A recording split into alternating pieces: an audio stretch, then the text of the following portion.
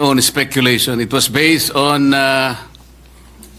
my long practice as a litigation lawyer. Wala pa po akong nakitang isang unanimous decision. Ewan ko lamang po kung merong magbo-volunteer ngayon na abogado in the last 40 years na sinasabi ang isang unanimous decision na ang karakter niya ay sinabi na ab initio, void ab initio, unconstitutional, violative of due process.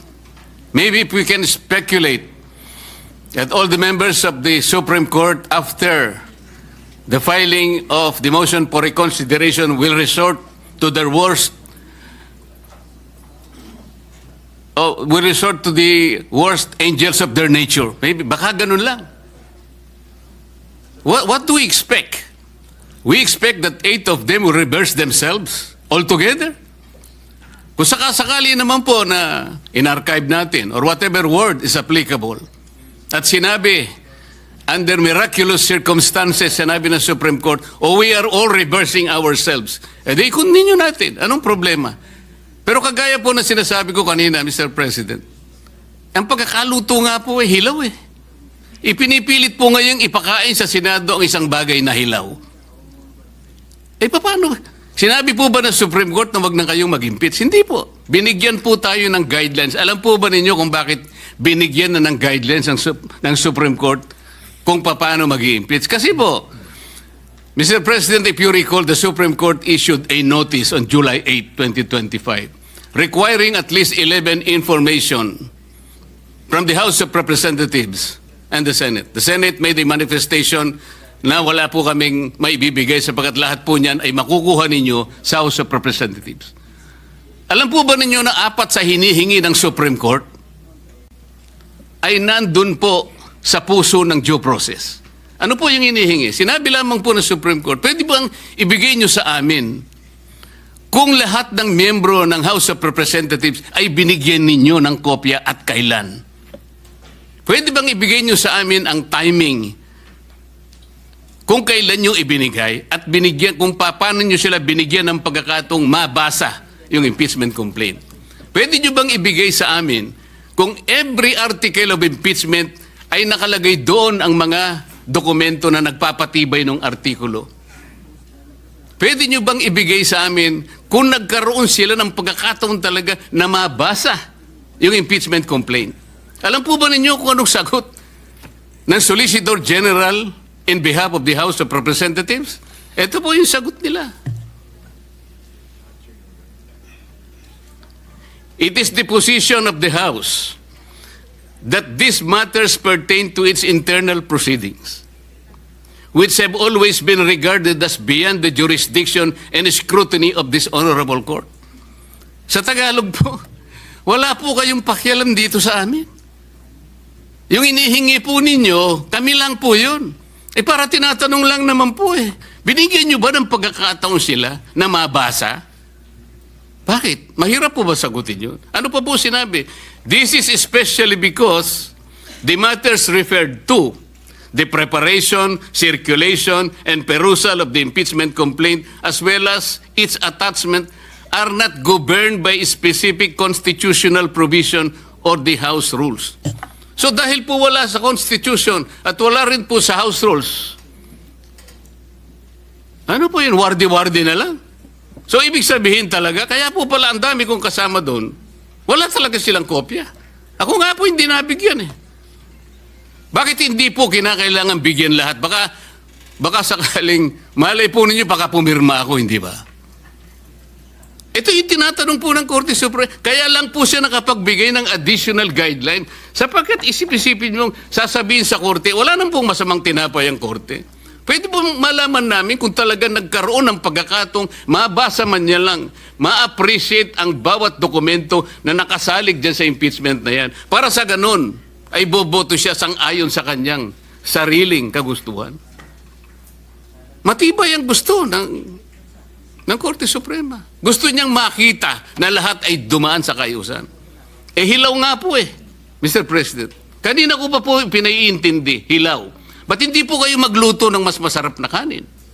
Para sa ganun po, hindi tayo mahirapan. Maghintay na lang po kayo ng 6 months. Pwede naman eh. Ba't pinipilit po natin ng isang bagay na hilaw at pinipilit niyong ipakain sa atin? Mr. President. Sabi ko po kanina, Mr. President, I am ready to amend my motion. Kung kinakailangan po, that will be consistent on the respect accorded to the Supreme Court. Kaya lamang po, kailangan nating umaksyon. Sapagkat kagaya po ng nalalaman natin, naghihintay ang taong bayan na kailangan magkaroon po ng closure ito sapagkat kapag ito will be hanging on the balance, baka hindi po mabutihin ang ating mamamayan. Yun lang naman po ang pinakapunto rito, Mr. President. Thank you, Senator Marcoleta. Ng Philippine Constitution Association, the Supreme Court was faced with a famine of facts necessary to make a decision invulnerable to constitutional assaults. Pangalawa, actions already taken under a prior and valid interpretation should be recognized as legally effective. Yan naman ay mula kay retired Justice Adolf Ascuna. The House of Representatives was operating under the regime of the legal doctrines in Francisco and Gutierrez, which held that the initiation of impeachment proceedings begins from referral. Kung unconstitutional pala na sundin ang legal doctrines, in the words of Justice Ascuna, that is legally unfair. Paano nga naman unconstitutional kung sinunod lang nila ang patakaran ng mismong Korte Suprema? Dagdag pa po sa isang desisyon nitong 2020 lamang, Madreo versus Byron. Sabi ng Korte na kung may pagbabago sa doktrina at interpretasyon ng batas, dapat prospective ang aplikasyon nito. At ang pangatlo at huling punto, mistulang nadagdagan ang requirements sa proseso ng impeachment na hindi naman nakasaad sa ating saligang batas. These new limitations, Mr. President, are not found in our fundamental law. Wala yan sa konstitusyon at kontra yan sa accountability. One disturbing example, sabi ng desisyon, kailangan daw na isumite na ang bawat ebidensya laban sa opisyales sa pag-file pa lang ng complaint sa House. Dapat ba naka-attach na ang bawat bank slip, public record o testimonya ng witness na ihaharap kahit wala pa silang proteksyon ng Senate Impeachment Court? Ang tanong tuloy ng marami, realistic ba yan?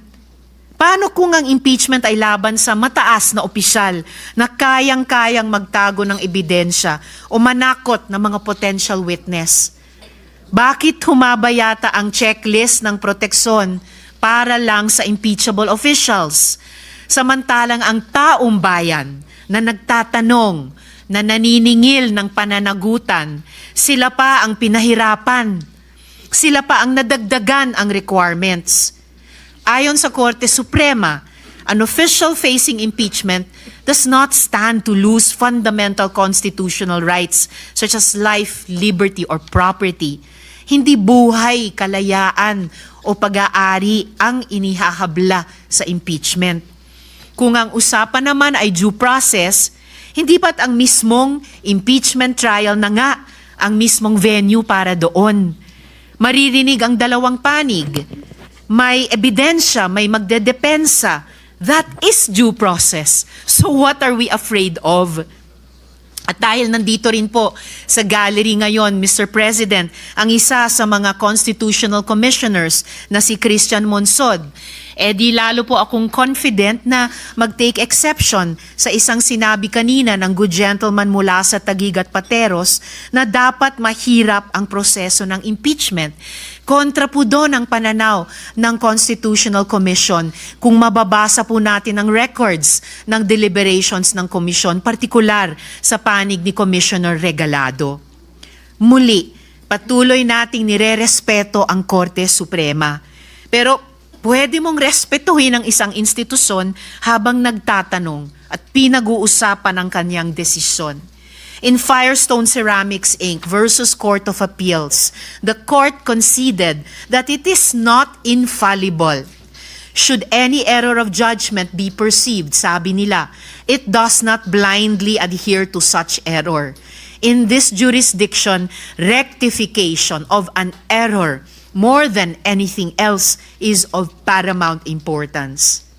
In the 2010 letter that I mentioned earlier, the UP law professors said that the position of the Supreme Court as the final arbiter of all controversies requires competence and integrity completely above any and all reproach. A breach of these values, the professor said, does violence to the primordial function of the Supreme Court as the ultimate dispenser of justice. And the UP Law Dean who led that letter to the Supreme Court, walang iba po kundi ang nagsulat ng desisyon na ating pinag-uusapan. Dear Mr. President, dear colleagues, I believe this decision is of the highest public interest, whose consequences will echo through time and history. Maraming taon mula ngayon, pag-aaralan at hihimayin ito ng lahat. Mula sa mga estudyante, mga journalist, mga political analyst, mga academics, at higit sa lahat ng ating mga kababayan. One day, and this day will come, history will judge all of us based on our actions today, August 6, 2025. When history comes to remember, let's hope we stood where it mattered, that even in the face of doubt, we did what was right and just.